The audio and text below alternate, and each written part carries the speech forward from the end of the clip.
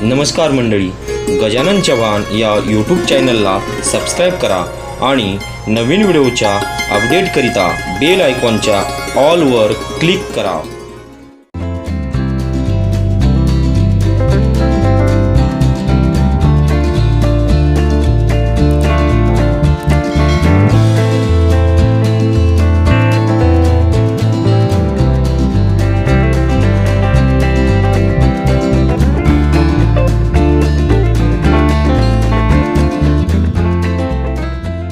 नमस्कार मंडळी, तर पुन्हा एकदा आपल्या सर्वांचं स्वागत आहे गजानन चव्हाण या यूट्यूब चॅनलवरती. मित्रांनो, आता उभे आहोत आपण धुळे सोलापूर या महामार्गावरती आणि या ठिकाणी जी गोदावरी नदी आहे, तर गोदावरी नदीचं हे विस्तृत असं हे पात्र आहे. या पात्रावरती जे धुळे सोलापूर जो महामार्ग आहे, या महामार्गाचा हा पूल आहे. या पुलाच्या ठिकाणी आपण उभे आहोत आणि इथून आपण आता निघालेलो आहोत छत्रपती शिवराय यांचं जे स्वराज्य आहे, जे स्वराज्य पुढं पेशव्यांनी चालू ठेवलेलं होतं. तर या पेशव्यातील माधवराव पेशवे हे जे आहेत, तर यांनी जी हैदराबादचे जे निजाम आहेत, या हैदराबादच्या निजामासोबत जी लढाई केली होती आणि त्या लढाईमध्ये विजय प्राप्त केलेला होता. सुवर्ण अक्षरात कोरलेल्या इतिहासाच्या पानावरती जी लढाई आहे ती राक्षस भुवनची लढाई. तर या राक्षस भुवनला आपण भेट देण्यासाठी आज निघालेलो आहोत आणि माझ्यासोबत आहेत ज्ञानेश्वर भाऊ, ज्यांनी आपल्याला मागचा जो व्हिडिओ आहे जालना जिल्ह्यातील बीड तालुक्यात जे आपेगाव आहे त्या ठिकाणचा जे आपण विस्तृत जे विज्ञानेश्वर महादेवाचं मंदिर आहे या ठिकाणचा जो व्हिडिओ बनवला होता, त्यामध्ये आपल्याला मोलाचं सहकार्य यांनी केलेलं आहे आणि आपल्याला तिथून हे जे राक्षस भुवन आहे, तर हे राक्षस भुवन दाखवण्यासाठी सुद्धा आपल्याला घेऊन निघालेले आहेत. की त्या ठिकाणी एक शनी मंदिर आहे, एक जे शनी मंदिराचे जे 3 पीठं आहेत, तर 3 पीठापैकी एक पहिलं पीठ जे आहे ते शनी मंदिर पण त्या ठिकाणचं तीर्थक्षेत्र आहे. त्या ठिकाणी आपण आता निघालेलो आहोत.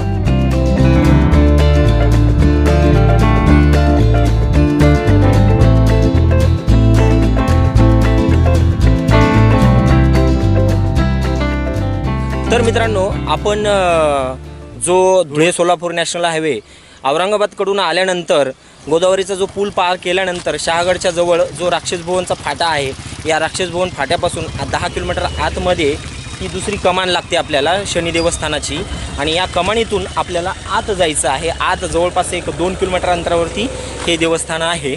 तर इथून आपण आता आतमध्ये जाऊया, चला.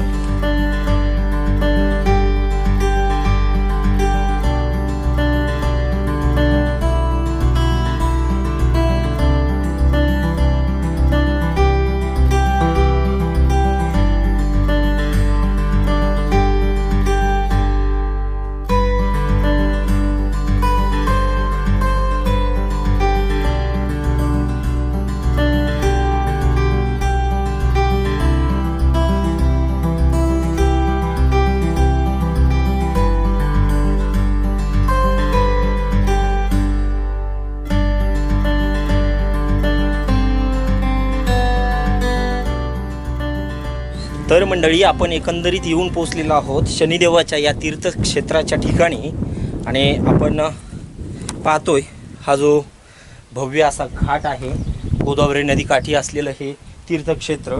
आणि ज्यावेळेस पैठण धरणातून पाणी मोठ्या प्रमाणामध्ये सोडण्यात आलं होतं, त्यावेळेस पाणी ह्या घाटावर पूर्ण हे जे घाट दिसतो आपल्याला, तर दुथडी भरून गोदावरी नदी वाहत होती.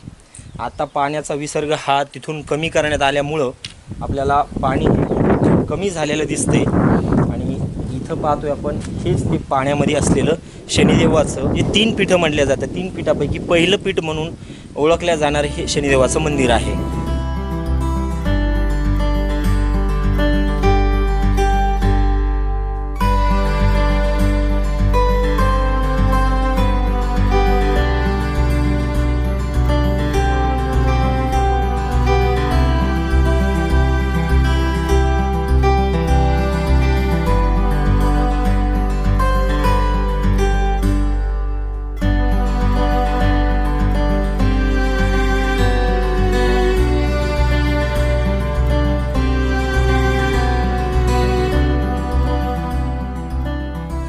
गेली 4-5 दिवसापूर्वी जे पाणी आलं होतं, तर पाणी पार त्यावरती जे पोल दिसतोय त्या पोलपर्यंत पाणी होतं.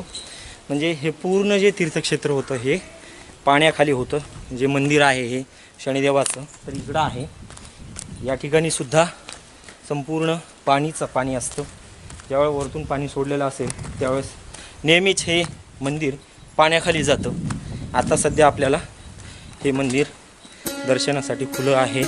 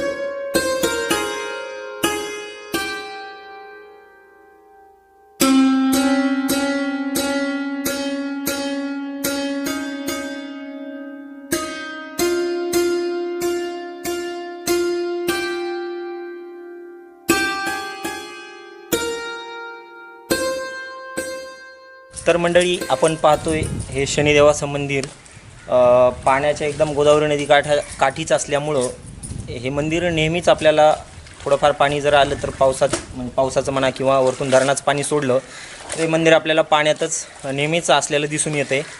आता जो मागं महापूर आला होता त्यावेळेस या मंदिरात पूर्ण वरच्या या गच्चीपर्यंत जो वरचा थर आहे तर इथपर्यंत पाणी होतं.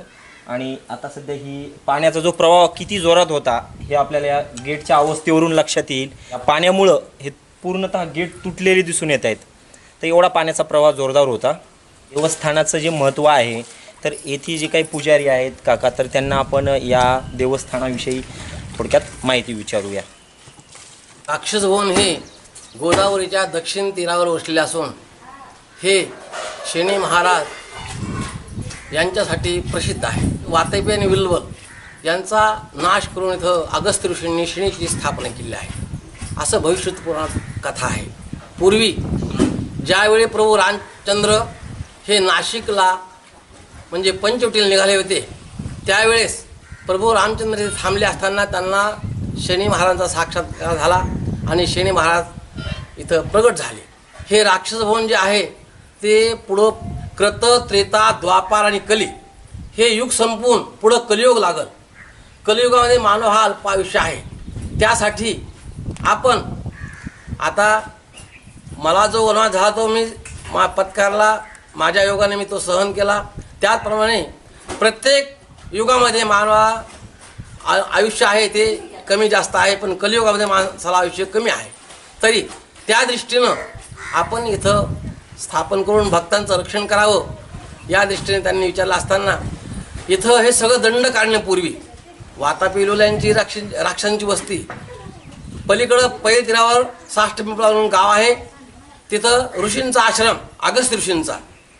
आणि ह्या राक्षसांनी मायारूपी अन्न होऊन येणाऱ्या भक्तांचा संहार करायचा, ऋषींचा संहार करायचा असाच एक दिवस अगस्त्य प्रसंग आला असताना मग त्यांना आपल्याकडं भोजनाला पाचारण केलं, बोलवलं आणि बोलवल्यानंतर त्यांना जेवायला वाढलं. त्यांनी पाक प्रोक्षण केला आणि नंतर पंचपळावती घेतली आणि आपण जेवण झाल्यानंतर आपल्या पोटावरून हात का फिरवतो याचं कारण एक आहे. अगस्ती कुंभकर्णंच शनी ते वडवानलं आहाती परिपाकांस स्मरतावर. आपण जे काही भक्षाभक्षी खाल्लंय तर सगळं भस्म हो असं म्हणून आपण हात फिरवतो. त्या दृष्टीने वातापीचा अगस्तीने संहार केला आणि एक जो विलो होता तो समुद्राकडे गेला. वातापी पण अगस्त्य ऋषी पण त्यांच्या पाठीवर पळत निघाले. समुद्रापाशी जाऊन हा क्षण आला, त्याने मला अभय द्या म्हणून सांगितलं. नंतर समुद्राने त्याला पोटात घेतलं.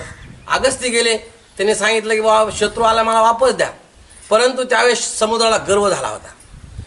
हे पाहून अगस्तीनं त्याचं प्राशन केलं आणि त्याला तिथं विल्वल संपून टाकला. पुढं ते परत तिकडे असताना मग रामचंद्र प्रभू इथं होते.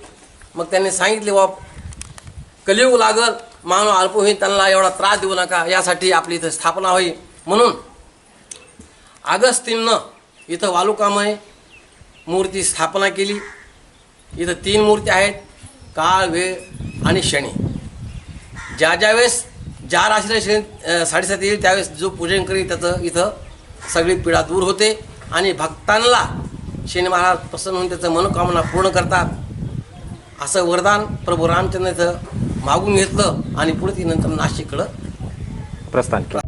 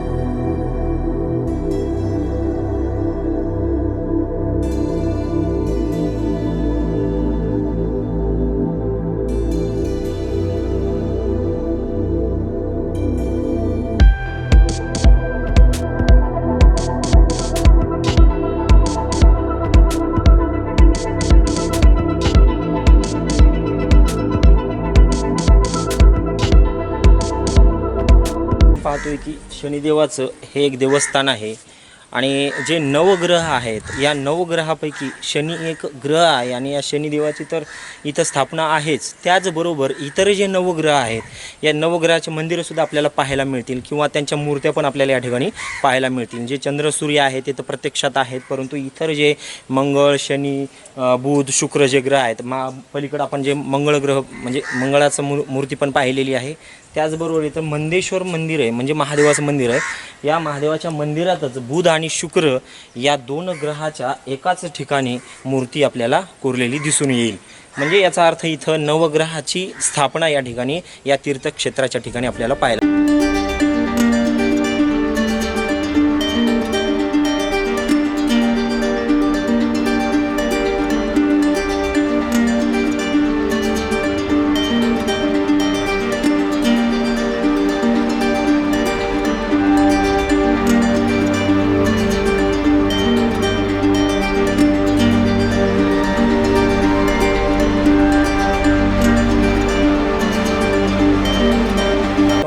पाहिलं एक नजर टाकली इकडं तर आपल्याला जे पांचाळेश्वर जे तीर्थक्षेत्र आहे त्या ठिकाणी जे श्री दत्तात्रय प्रभूचं जे देवस्थान आहे तर हे सुद्धा इथून दिसून पाहता येईल आपल्याला. तेव्हा तुम्हाला विनंती आहे की चॅनलला अद्यापही सबस्क्राईब जर केलं नसेल तर तुम्ही चॅनलला सबस्क्राईब करा. आपण इथून एक नजर टाकूया पांचाळेश्वर देवस्थान जे आहे तर या ठिकाणून आपल्याला झूम करून पाहिल्यानंतर दिसतं का तर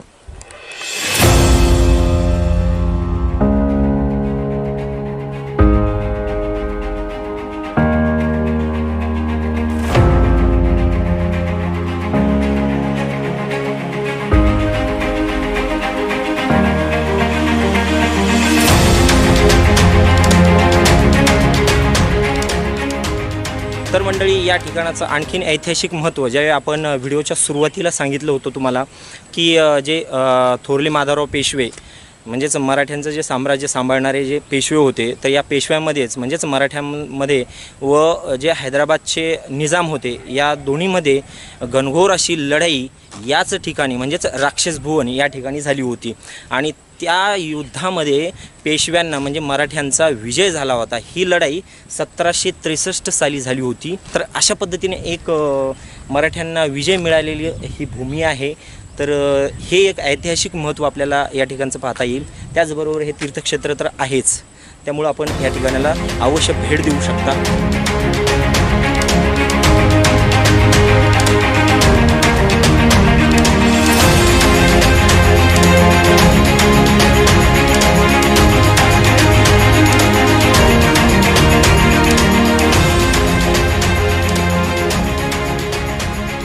तर मंडळी तुम्हाला जर या तीर्थक्षेत्राच्या ठिकाणी यायचं असेल, बीड जिल्ह्यातील गेवराई तालुक्यातील हे राक्षस भुवन हे तीर्थक्षेत्र आहे. आणि तुम्ही जर गेवराईला आले तर गेवराईवरून सुद्धा तुम्हाला बस सेवा, महामंडळाच्या ज्या बस आहेत तर डायरेक्ट इथपर्यंत आपल्याला बस सेवा मिळेल. किंवा तुमचं प्रायव्हेट जर वाहन असेल तर तुम्ही आपण मागे पाहिलं की जो धुळे सोलापूर जो हायवे जो आहे त्या हायवेनं आपण आतमध्ये 10 ते 12 किलोमीटर अंतरावरती हे देवस्थान आहे. अशा पद्धतीने तुम्ही इथं येऊ शकता.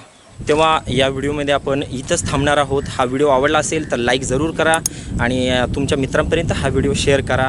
त्याचबरोबर आपल्या चॅनलवर येणारे जे नवीन मंडळी आहेत त्यांना विनंती आहे की आपल्या चॅनलला सबस्क्राईब करा. आणि या व्हिडिओमध्ये आपण इथंच थांबूया. पुन्हा भेटूया एका माहितीपूर्ण व नवीन स्थळाला भेट दिलेल्या व्हिडिओसोबत. तोपर्यंत जय शनिदेव. Bye bye.